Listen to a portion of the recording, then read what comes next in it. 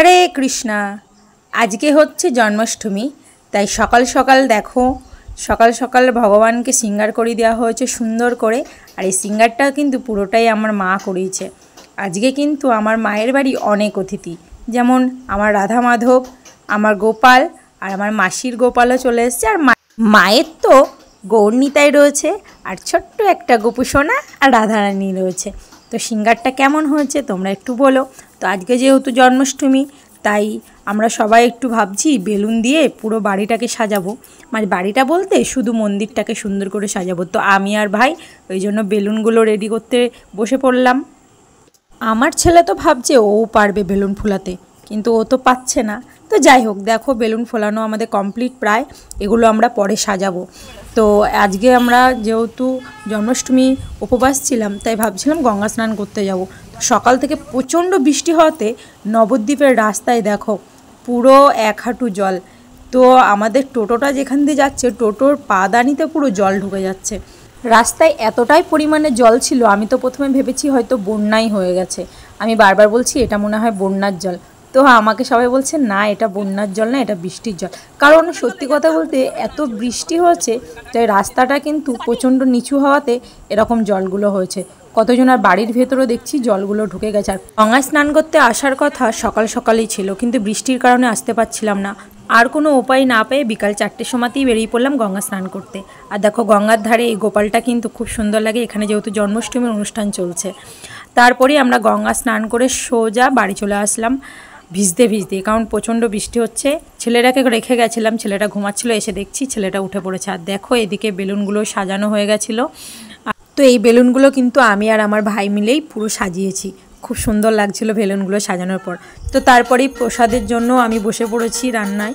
রাতে যেহেতু অভিষেক করিয়ে ভক্তদের কিছু প্রসাদ দেওয়া হবে, তো এখানে একটু সবজি রান্না করে নিচ্ছি, আর একটুখানি আলাদাভাবে পোলাও করে নেব, আর একটু বাদাম সেদ্ধ, ব্যাস আর কিছুই করিনি। তো এটাই যথেষ্ট। আর তার মধ্যে ফল ছিল, একটু শরবত থাকবে, এগুলোই আর কি রাতে একটু ভোগ লাগিয়ে সবাইকে প্রসাদ দেওয়া হবে।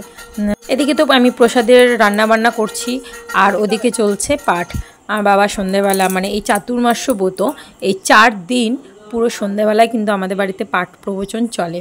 তো সন্ধে 7:30 থেকে শুরু হয়, পুরো 8:30 অবধি পাঠ চলে। তো এদিকে পাঠ শুনতে শুনতে আমার রান্নাটাও কমপ্লিট হয়ে গেল। তারপরেই আমি চলে গেলাম ঠাকুর ঘরে। তো ভগবানকে যেহেতু অভিষেক করানো হবে, তাই অভিষেক করানোর জন্য রেডি করাতে চলে গেলাম। আমার একার দ্বারাই হয়নি, আমি আর আমার বোন মিলে চলে গেলাম, কারণ এতগুলো বিগ্রহকে রেডি করতে অনেক টাইম লেগে গেছিলো। একদিকে আমার বোন এই মানে কাপড়গুলো কেটে দিচ্ছিল, আর আমি একদিকে ওদের পড়াচ্ছিলাম। তো একদিকে যখন পড়ানো হয়ে যাচ্ছিলো, ও আবার একদিকে সিংহাসনে সুন্দর করে ওদের বসিয়ে দিচ্ছিল। কারণ এতগুলো বিগ্রহ একা একা করতে গেলে কিন্তু অনেকটাই টাইম লেগে যেত। ও ছিল বলে আমার একটু সুবিধাই হয়েছে, ও আমার হাতে হাতে অনেকটাই হেল্প করে দিয়েছে। তো কেমন লাগছে বলো তোমাদের? এত সুন্দর করে আমি সাজালাম। রাধারানীকে কিন্তু কাপড়টা পরিয়ে ভীষণ ভালো লাগছিলো। সবাই বলছিল যে রাধারানীকে এত সুন্দর লাগছিলো দেখতে, তা বলার না। তো দেখো এদিকেও আমাদের সব ফলের জুস করা কমপ্লিট হয়ে গেছে। এদিকে অভিষেক করানোর জন্য রেডি হয়ে গেছে, যেহেতু আমাদের 12টার সময় কিন্তু অভিষেক করানো হবে। কারণ পুরোপুরি 12টা থেকেই আমাদের অভিষেকটা চালু করানো হয়ে গেছিলো। কারণ আজকের তিথিটা কিন্তু খুব সুন্দর পড়েছে, সেই কারণে পুরোপুরি আমাদের 12টাতেই অভিষেক করা শুরু করে দিয়েছি। তো দেখো সবাইকে বসিয়ে দেওয়ার পর আমার বাবা একটু আগে আরতি করে নিল, আরও যে নিয়মগুলো আছে সেগুলো বাবা কিন্তু কমপ্লিট করে নিচ্ছে। আর এদিকে আমি মাকে একটু বললাম যে একটু ধুনো জ্বালাও, কারণ বলে ধুনো জ্বালানো নাকি খুব ভালো। আর আমিও দেখেছি যে আমাদের বাড়ির স্নানযাত্রাতে একটু ধুনো দেওয়াই হয়, তাই মা ধুনোটা দিয়ে দিল। তো তারপরেই দেখো অভিষেক চালু হয়ে গেল। প্রথমে একটুখানি ঘি মধু সব কিছু মাখিয়ে সুন্দর করে, তারপরেই প্রথমে একটু দুধ গঙ্গার জল মানে যা যা আছে ফলের রস যা যা বানানো হয়েছিল সবটাই কিন্তু দিয়ে ভগবানকে স্নান করানো হলো। তো খুব ভালো লাগছিল। আর সত্যি কথা বলতে আমাদের কিন্তু স্নান করাতে করাতে পুরো শেষ হয়েছিল প্রোগ্রামটা প্রায় 2-2:30 বেজে গেছিলো। কারণ বাড়িতে অনেকে এসেছিলো, অনেকেই সেদিন উপবাস ছিল। তো সে অভিষেক করাতে করাতে অনেকটাই রাত হয়ে গেছিলো।